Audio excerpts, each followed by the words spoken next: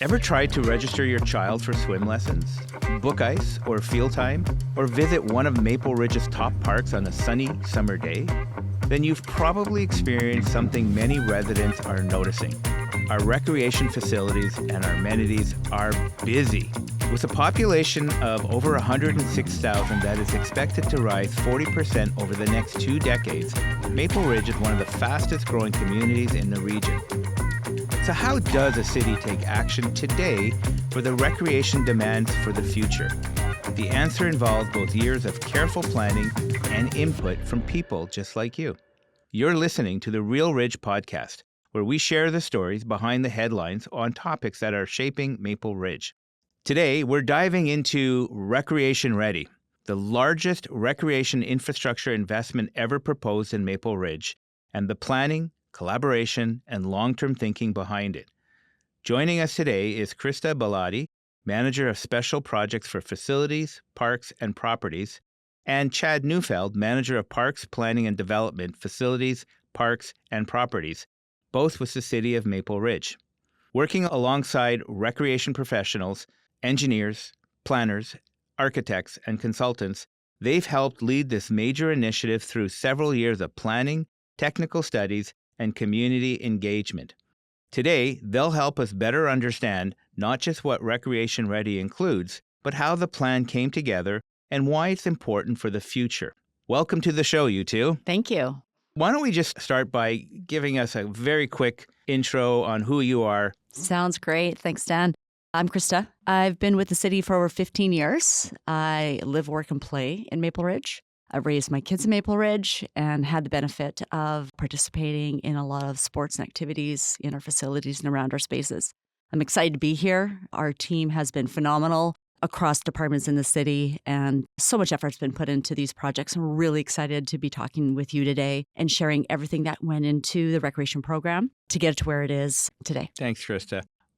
Chad. Yeah, thanks. First time on a podcast here. I've been with the City of Maple Ridge for 10 years now. I just celebrated my 10th anniversary, and always exciting projects in the world of parks planning and development, and been really fortunate to see the city grow more and more and really plan for the future of recreation, parks, facilities, and all sorts of things outdoor-based recreation. So yeah, excited to be here. Thank you both for being here today. It's going to be an interesting podcast for sure.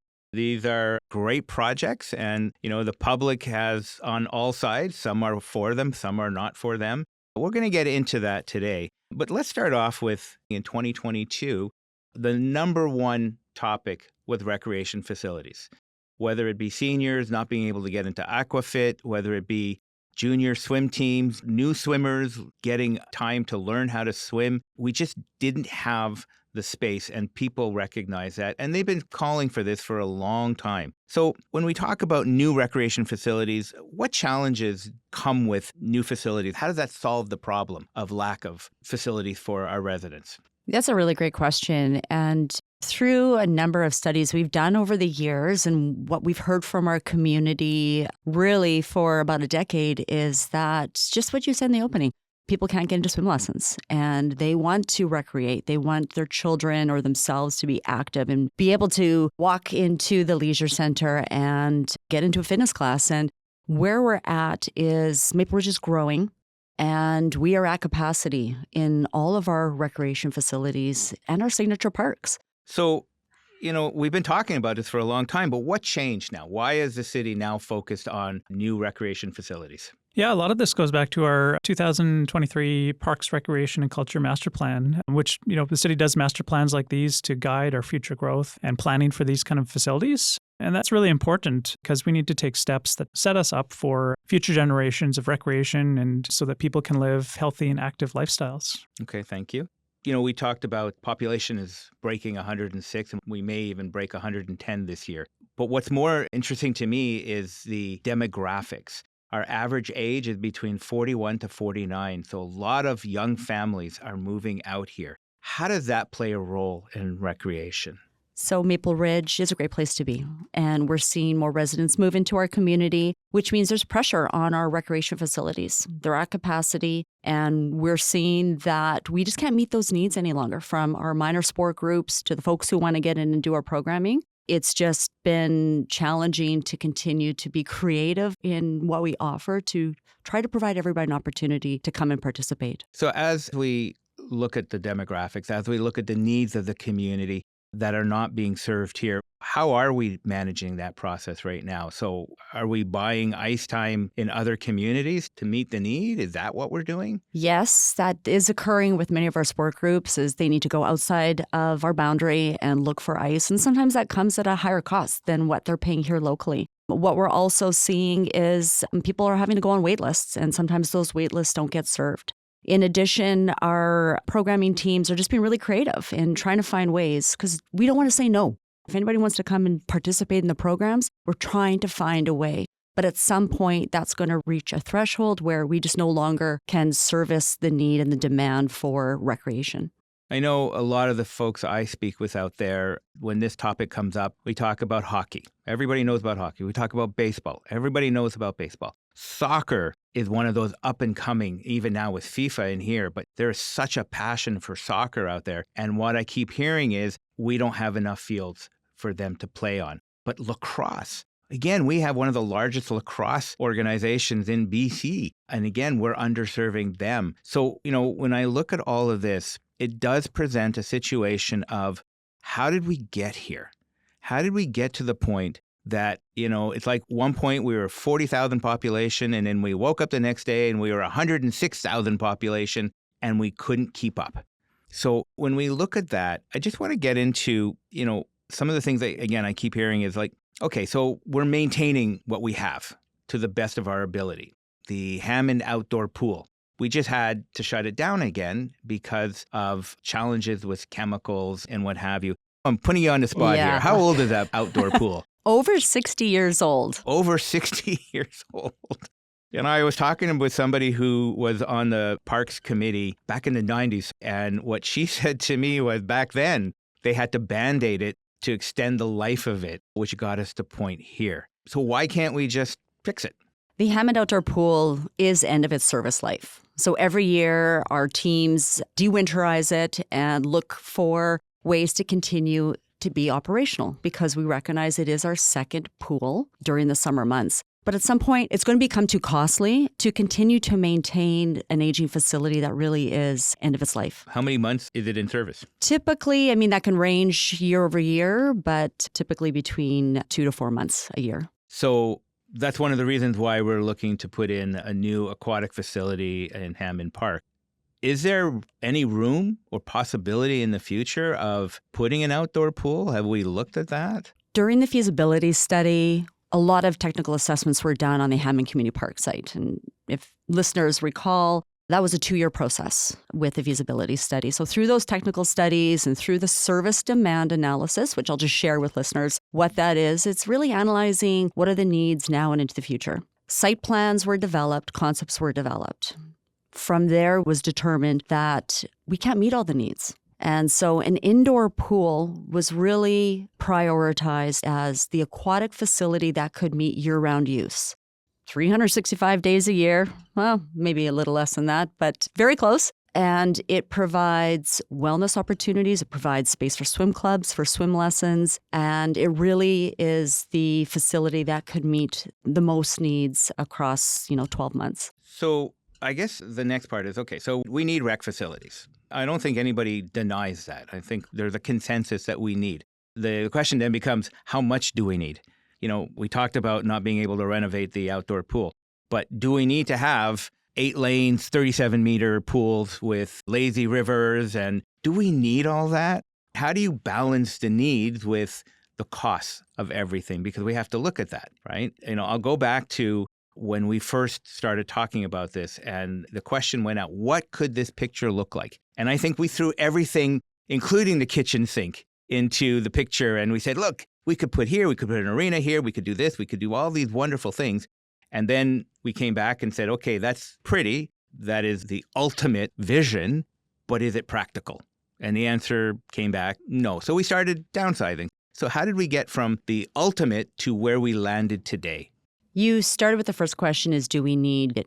Yes, we do. And that's really what we learned during the feasibility study. Our residents came out with a lot of feedback and participated in numerous ways that we invited that feedback. In terms of developing what that aquatic facility looks like, it really was focusing on ensuring there was leisure access, as well as the ability to provide space for our swim clubs. In addition to the older participants that want to come in and work in aquafit and do water walking. So there's a lot of needs that the aquatic facility that has been designed thus far was to service. And it's a right fit for the Hammond Community Park site.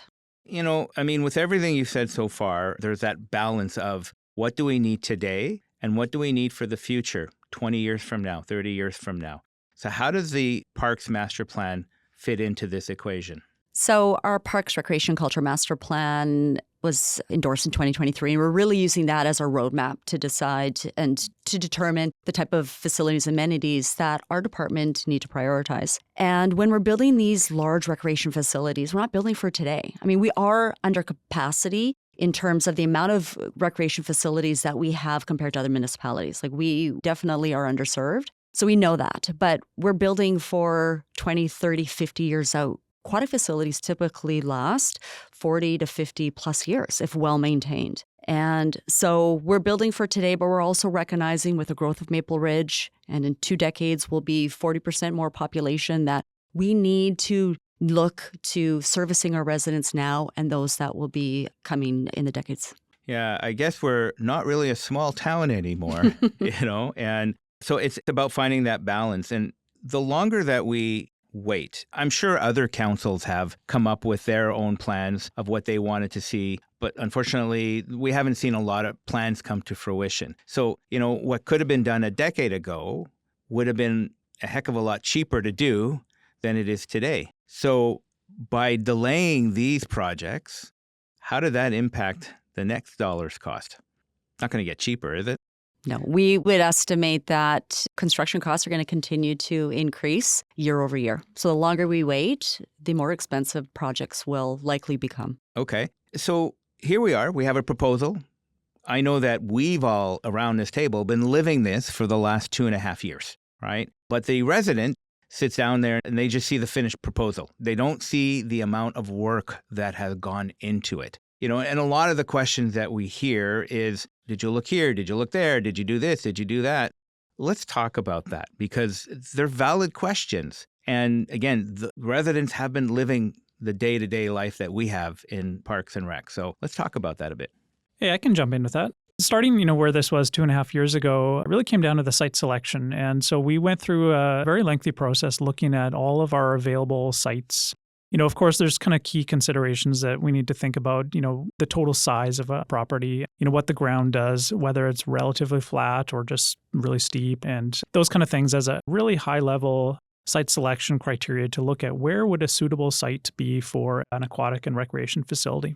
And, of course, we looked at city land. That's obviously, going to be much cheaper to develop and to use city-owned land already. But we also did look at a number of private land sites that would be sufficiently large and, available close to major arterial roads, all of those kind of high-level things. And ultimately, we landed on the Hammond Community Park site as being the most suitable to propose a recreation facility there, which is why, we've gone down this road with that site in mind. And it really pairs well with the planned growth of our city in the future. So especially around the Lougheed Transit Corridor with future bus rapid transit there, Hammond and, that whole west side of Maple Ridge to grow and to develop as a future place in the city where new density is going to come. So let's just get to the elephant in the room.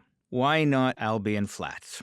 I hear this all the time. Why can't we go there? Or if we were to go there, what would that take? I hear it lots as well. And Albion Flats is flat, as you can imagine.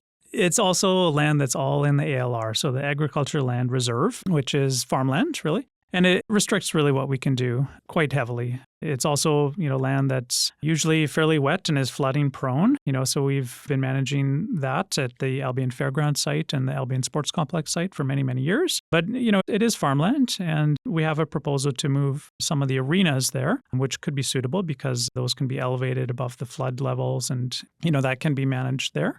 but it wouldn't be suitable as a place for a large pool just due to the nature of needing to excavate a really deep pool tank and having to battle kind of floodwaters in that spot continually. From what the lands that the city owned, would there even be enough, or would we have to buy more land? We'd probably need to acquire additional lands.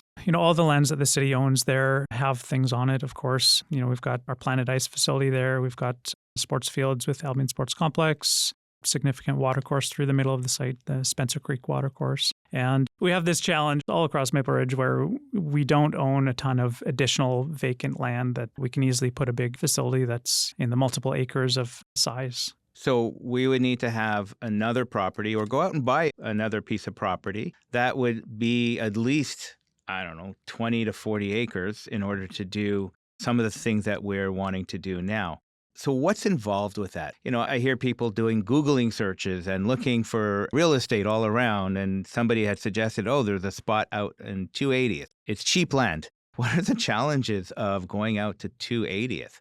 We got to think about access to a site. It's got to be close to an arterial road. We do want to site, facilities like this where people can access them.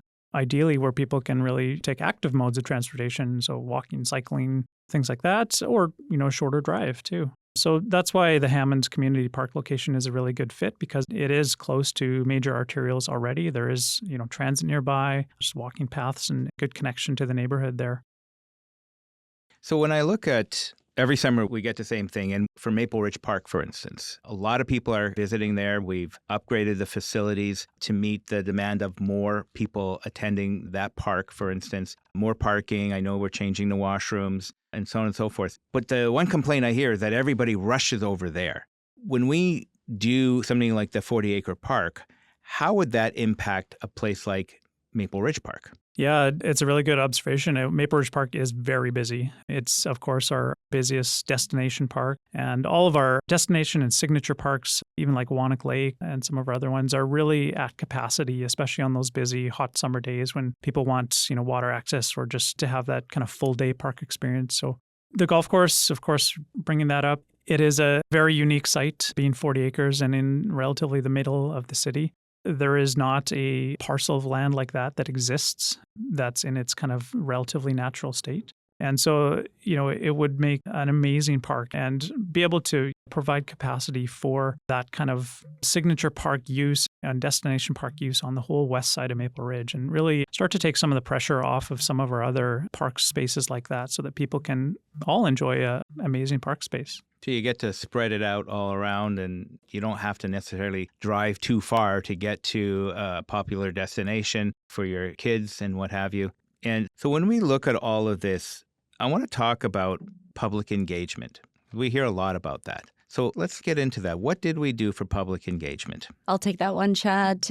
So during feasibility, we had 2 phases of public engagement. Early on, phase 1, a couple months after we started. And it was really something where we went out to the community and asked, as you had mentioned earlier, what is it that you want? What are your hopes and dreams for a new recreation facility? And through that engagement, which provided the community through open houses, there were a number of surveys. We did user group sessions, as well as engage with residents as they communicated with the city through email or through our other events. And we really learned a lot. And it was actually a really fun process to talk with the people who could be using those facilities in the future. That engagement really did shape how the facility was designed and the type of program spaces that would be in there. We came back to the community about a year later and again had thousands of people want to participate. So provided us feedback, had conversations, came out to the open houses, completed the survey. And I think between the 2 surveys, we broke some records in the city on completion. So really, really well utilized those engagement methods. And it shaped the project. They were hugely influential to the decisions that were made on the type of programs. And when I say programs, I mean program spaces. What's going to be in there? Is it a multi-purpose space or is it something more specific? We heard a lot. The public wanted a walking track. We delivered. There is a walking track in one of the facilities in the arena. And so that was really key for us, is to listen to what the community told us and embed their feedback along the progress of the projects. So as with any surveys, any feedback, any engagement session, I'd love to say it's 100% yeah, we're all for it, but that's not the case for many different reasons. What was that experience like? As I know there's people that, aren't fond of some of the projects, but what has been your experience when you've been talking to folks in the surveys? What have the surveys reflected? So, I'm sure there were comments not in support of that. So how did that figure into all of this? I'll start off, Cha, and you can add on to this. So we did hear from residents, and the surveys showed 70% were approving of the plan that was put forward. And that was a really good number for us. And we did hear from a lot of residents their concerns about parking and transportation and the type of spaces that may not meet their needs. So we listened to that as well. And those continue to be comments that are important to this process. We want to ensure that everyone has a voice. And we listen to that as we work through this piece. And should the projects proceed, that doesn't change. There'll be future engagement, tremendous amount of engagement in that next phase if we move forward. And just to add to that, public engagement on our projects is super important to the city. And, we do that, at least in parks development, on pretty much every project that we do. It's important to hear from a wide variety of people, and sometimes that definitely includes people that are in opposition to a project. And we have to balance that, of course, with all the things that we're hearing from people. And it's important, and that's why we do so much community engagement and surveys, where we can really see where the findings and the results are landing. As Christa mentioned, about 70% as supporting the whole project as an overall package was important to hear, and a great finding from community engagement. It is our job to balance what we're hearing from certain user groups, and some voices, do seem louder than others sometimes. And it is our job to kind of balance that and really to present those findings to council and to the city to say, this is what we've heard and this is what we've learned from this process. So at what point did the realization come that both of those projects, the Hammond Aquatic Center and the recreational park, at what point did we realize that we need to move forward on that? For the first phase of the recreation feasibility engagement, we were talking and asking about the program of the facility and what kind of people would like to see in that. The second phase, of course, we shared the news of where the plans for the baseball fields would be relocated, and building on that to redevelop the golf course into a multi-use community park. And really, that starts to bring in other things from our Parks, Recreation, Culture master plan of where to put other facilities that people are wanting to see. So, pickleball courts, other findings from that. So outdoor spaces, recreation trails, all these kind of other amenities from that plan. And, it also kind of recognizes that we don't have, again, a whole bunch of available flat city land to put these kind of facilities on. And so, we need to look at our existing land holdings and really consider the best use of that land for the most people. So let's just get to the golf course. It's controversial, for sure. 40-acre park that the city bought in 71 for $275,000. And even when the presentation was done from the great-great-granddaughter of the McIver family, even she had said that when they made the sale, they said, well, keep it as a golf course for as long as possible and then keep it as a green space.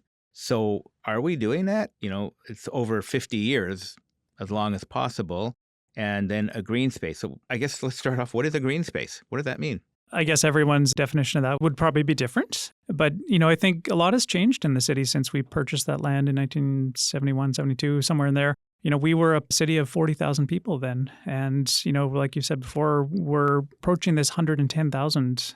That's a huge jump. And with that, our needs have changed as a city. And I think really the time is now that we need to consider other uses of the golf course.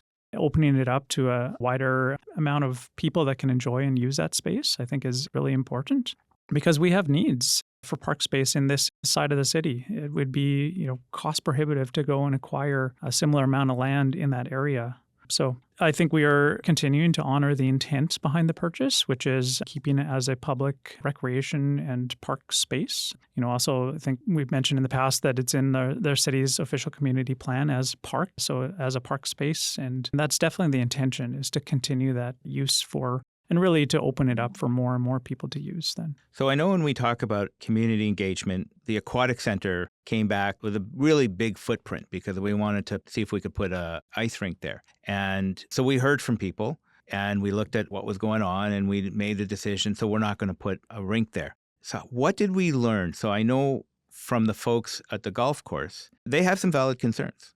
the golf course itself is 100 and X amount of years old. So there's a historical feature to that.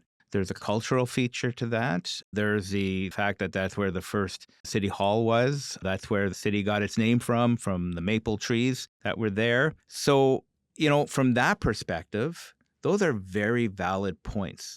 So how do we speak to that, or how are we speaking to that?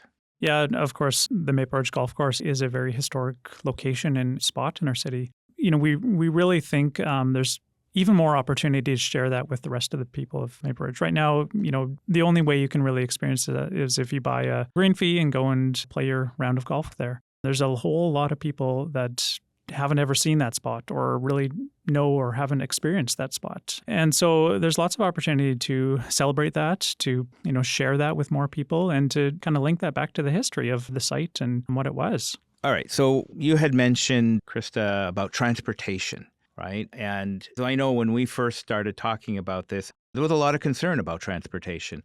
And they wanted to know how we were going to resolve some of those issues. And I've always stated from day one, projects of these size come with inherent transportation fixes. So there's things that we can do to do that. Are we at that stage? So we've ordered the schematics. That was to help get us to a Class C estimate, which is getting closer and closer to the final estimate. But what is the next step?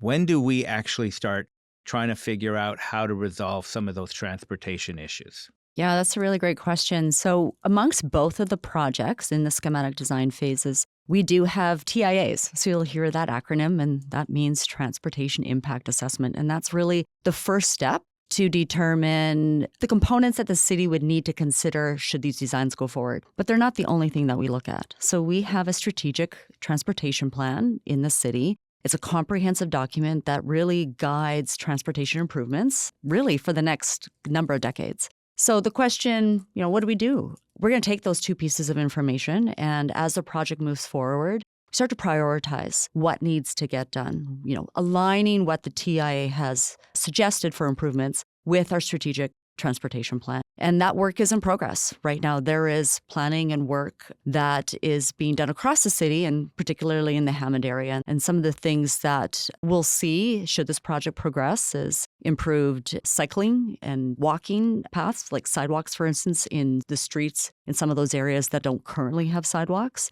as well as intersection improvements and just really looking at improving the flow of traffic through those areas. But that is a short and a long-term process. And with the coming of the bus rapid transit along Lougheed Corridor, that's not far from where the facilities are going to be. So when we look at that, and I keep coming back to why now? Why 3 projects?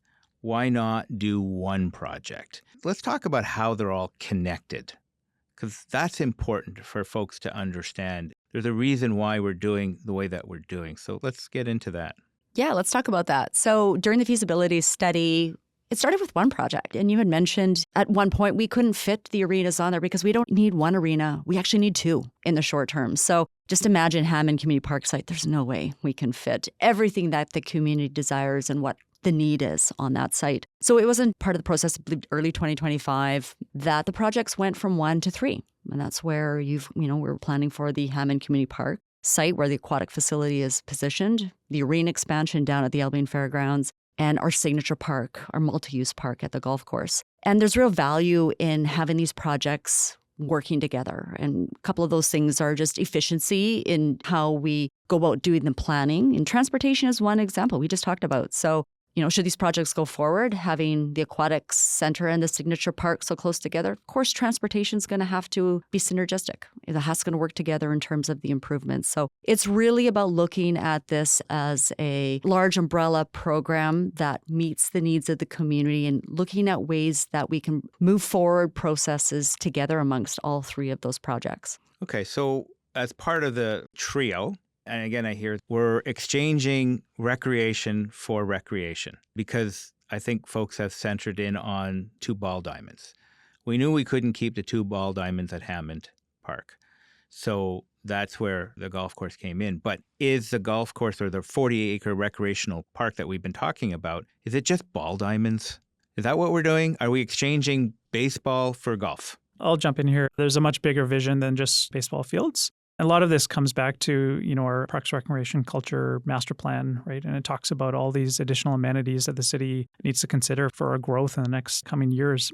And so while the immediate kind of first phase of work would be to relocate the 2 baseball diamonds over and, kind of provide some of the initial infrastructure for the park, so parking and washrooms and some of the pathways and everything, but it's really about opening up this site to more use and to having the ability for more people in the public to enjoy this site. And so that starts with the trail network, of course, opening up the site, getting people to be able to use it. But there's space for lots of additional things there. And, some of the plans and things that we've shown are really vision ideas at this point. But there will be additional community engagement on these pieces as we develop those next phases of work. So there's potential for youth action kind of things. So parkour, bike skills parks, pickleball courts, picnic shelters, trails, dog off leash area, all sorts of things that are other needs in the community, especially even in this area too. There's not, an easily accessible trail network in the kind of whole side of West Maple Ridge. So this could also be a festival space.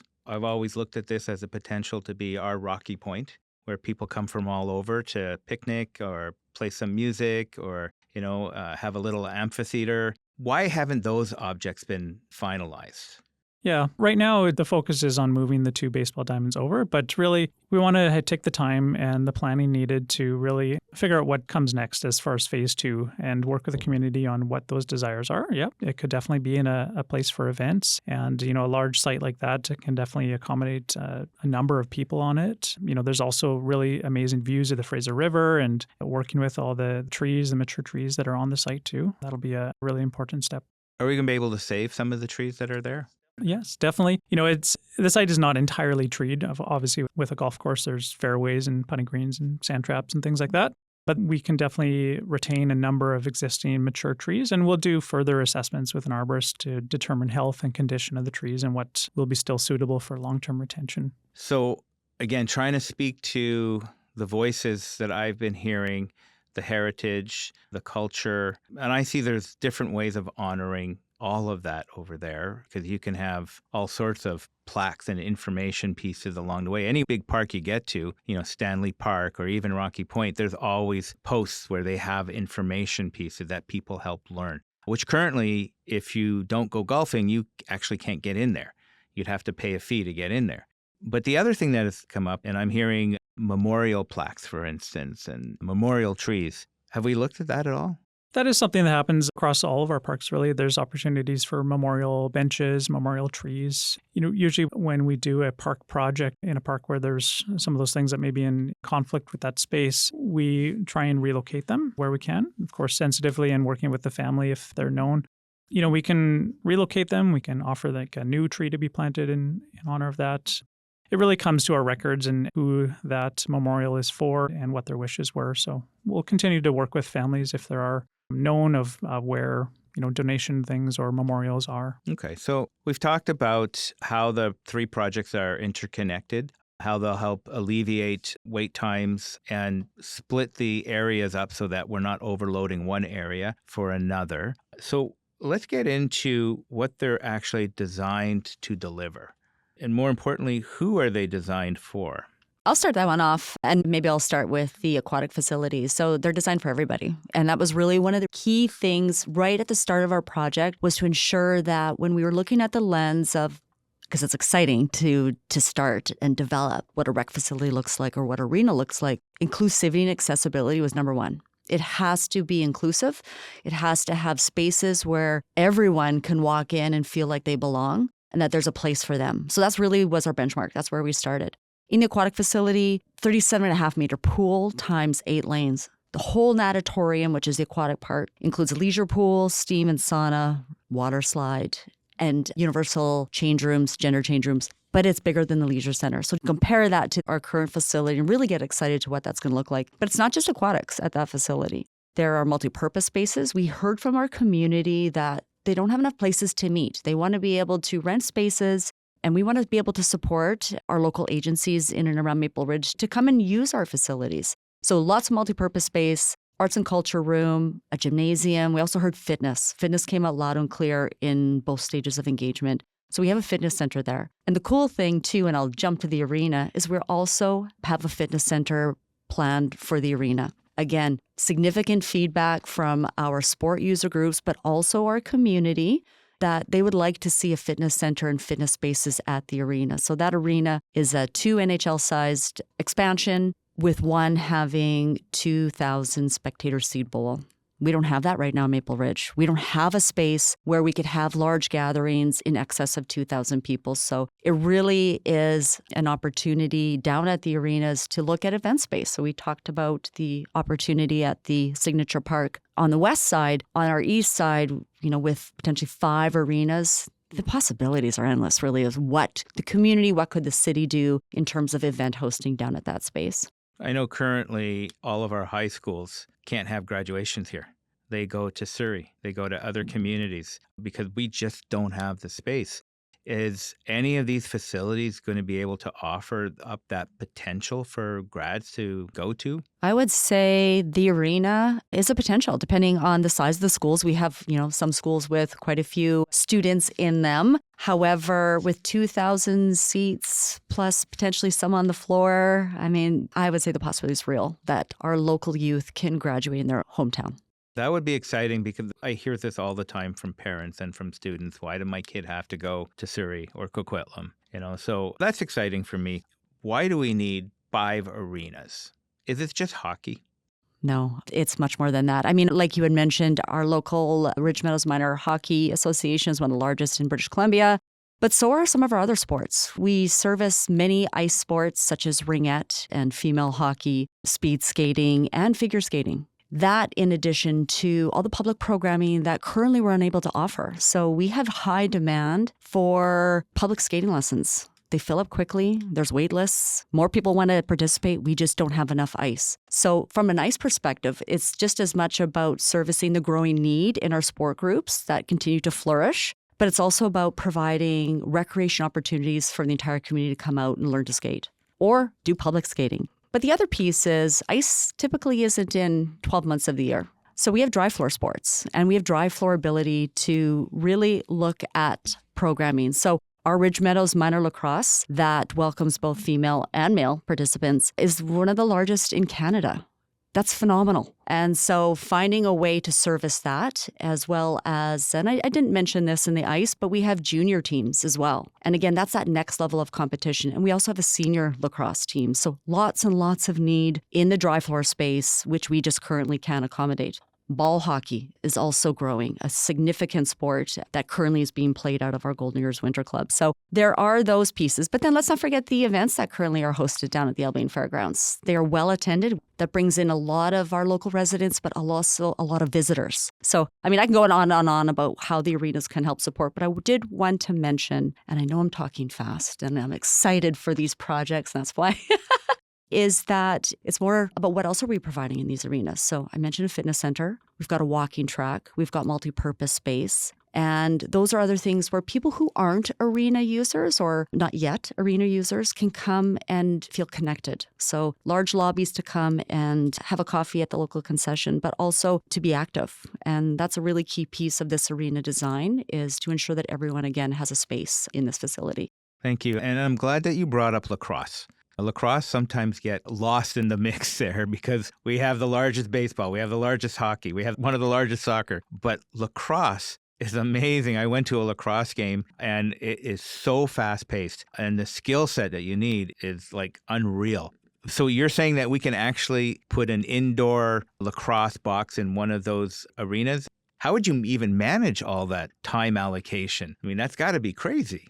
Our minor lacrosse and our junior and our senior currently play out of Kamneely. But again, because they're growing and even as they get further along in their competition, we are not able to support the spectator space. So there's a maximum amount of spectators that can seat in Kamneely, which is why when we were developing the designs for the arena, we heard from our user groups. That's really important to them. As they look to bring big competitions to our city, we need that. And so, yes, to answer your question, 100%. Box lacrosse, ball hockey, and emerging dry floor sports and emerging ice sports will be able to have a place in these spaces with the addition of 2 additional arenas in Maple Ridge. And of course, we also have the home show, which is there. You're just referring to Country Fest and other potentials for festivals as well. But when we look at these facilities, they're not going to be sitting empty, are they? No, we would be programming them and meeting the needs of obviously of our user groups and from sport to events to others. But it also opens up an opportunity for our recreation department to program in those spaces.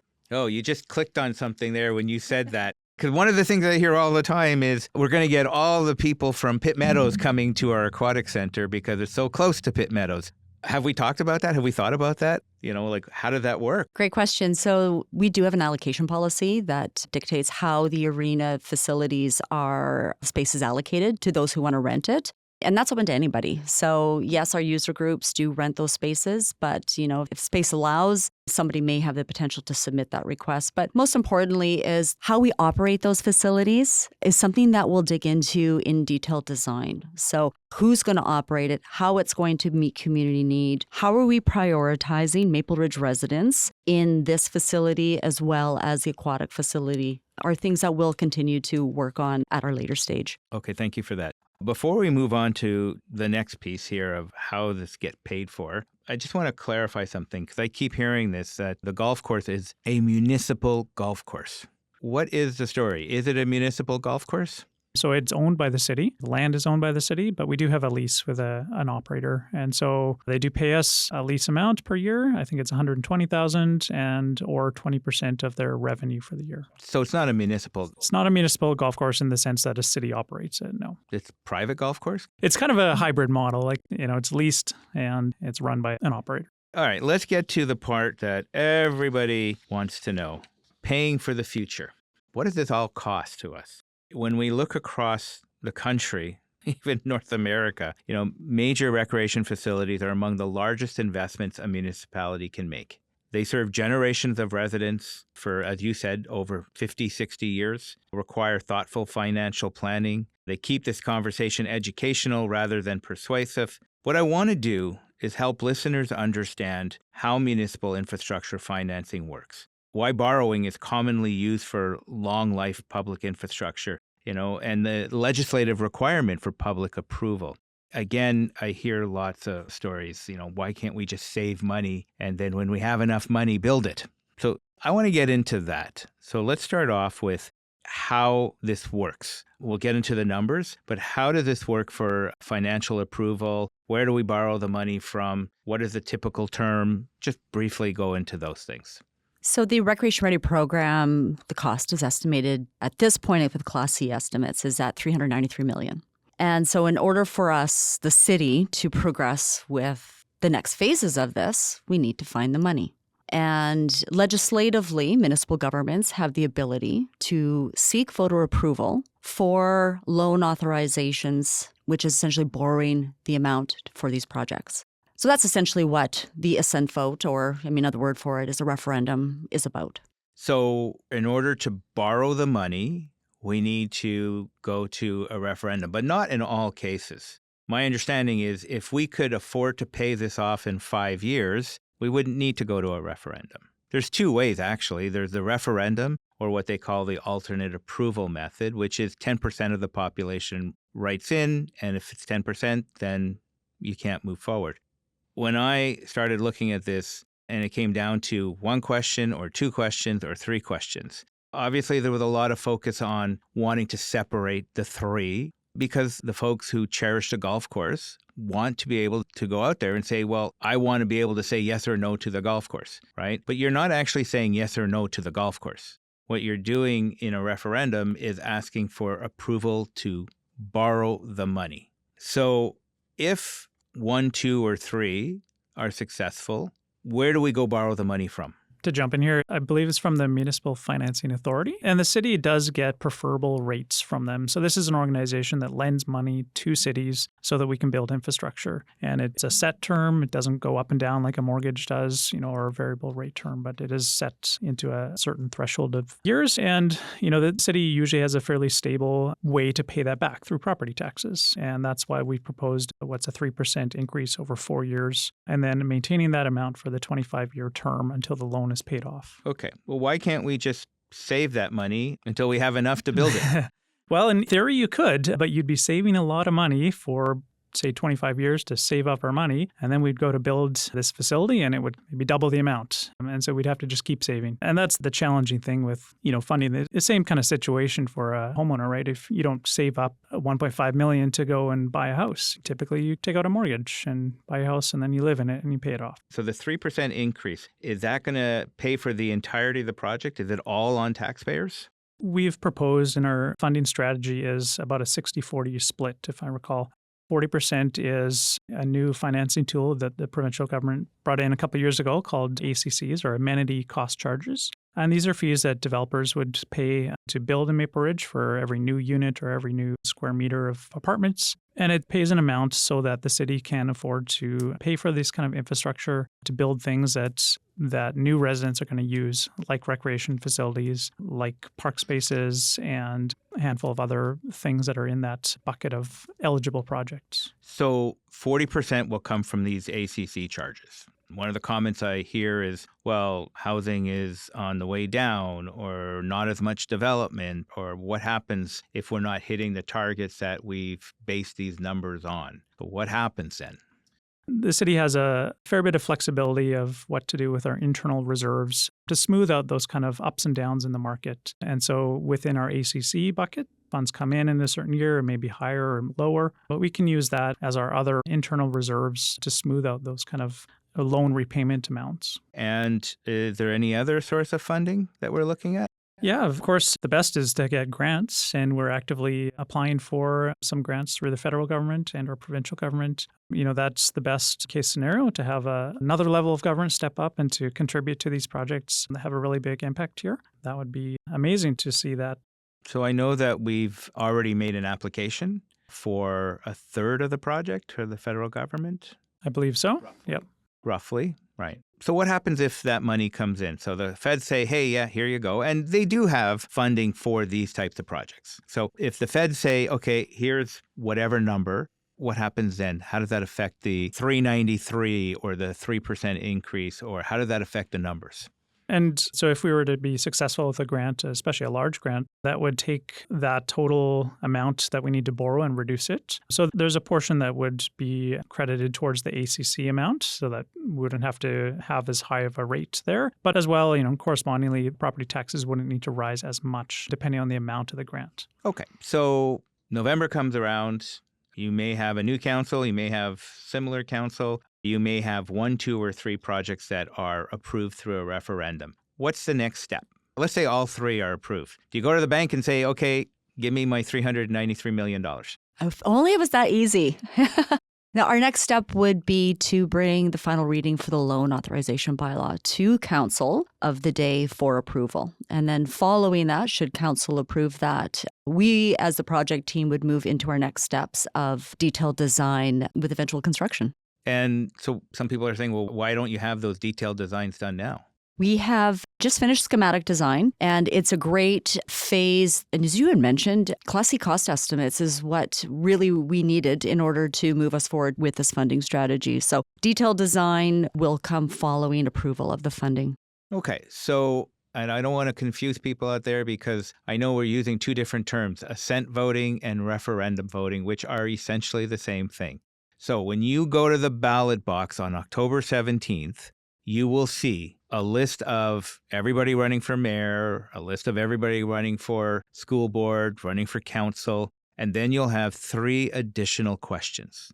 And those questions will be the referendum questions. So it's up to the individual to check 1, 2, or 3, or none. That's the choice. That's what democracy is. You get to choose which one you want to pick, if it's 1, 2, or 3. And then after that, it's tallied up. We find out who the new mayor and council is going to be. And then we find out, are we successful with that project? I know we have target dates too. So if all of them are successful, then we would start in 2027 with the recreational park, phase 1, which is the ball diamonds and the walking trails and that whole portion there. And then in 2028, we would then start with the arenas, I believe. So in the meantime, like, why are we waiting till 2028 to start the arenas? The dates that have been projected for construction start time you just outlined. So 2028 is the arena expansion and 2029 is the Hammond Aquatic and Recreation Center. A detailed design will be initiated in 2027. Typically takes a period of time for the arenas and likely more so for the pool to work through those detailed design phases, which will include extensive community engagement. So nothing is being paused. The work starts in 2027. It just takes longer to get there before we start breaking ground. So I know the questions that I hear again out there is, what if the project goes over? And we're hearing with that a lot of cost overruns and a lot of metro projects and what have you. So what happens if the cost goes over? Before we get to that answer, I do want to say that we have baked into the cost of these projects a very healthy contingency. And what I mean by that, for instance, on the aquatic center, it's approximately $227 million. We've built into the cost the future for when it starts and when it gets going. So we've accounted for inflation, we've accounted for added costs to the tune of about $52 million.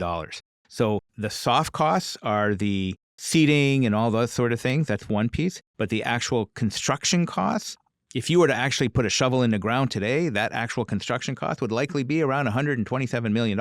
But that's not happening. So we've added in an extra $52 million just in case. That's what's making up part of that 393. But I want to refer back to you now with what happens if you do all your detailed plans and, it's going over budget. What happens? And that's something that we would be prepared for. And in doing that, there's a number of things that can occur. There could be a change in the scope of the project if it's a drastic overage, or we come back and we look at our internal financing systems and determine if there are some additional costs that can be funded through our existing systems. What we do know is we are not coming back to residents with an additional ask or another referendum. So the referendum, if they're all successful, $393, you borrow up to $393. That's the maximum we can spend. $393 million. Yep. We cannot go back to the bank, MFA, and say, well, give us more money. We can't do that. Not without another process with the community. Yep. Right. But we do have options. We do. So we can, if we're finding that something is getting a little too out of touch, we could scale it back. Right. Okay, I get that. Okay. I want to say I could sit here forever and talk about this, and I know that you can too, because it's such a project of passion that the community has been asking for a long time, right? And I know the challenges with past councils and past administrations, and the best example I give is, there was an approval for one ice rink in 2 councils ago, and here we are, we haven't even touched that one. The longer that you delay, the more that costs go up. It's a predicament. And with our community that is growing, by 2040, we can realistically see another 25,000 residents living here. So I just want to end this off by saying that every generation inherits the infrastructure built by the generation before it. So your grandparents built something that we took advantage of. And every generation needs to be able to do the same thing. But that's not just parks, that's roads, that's community centers, water systems, recreation facilities, all become part of the everyday experiences that define where we live and how we live.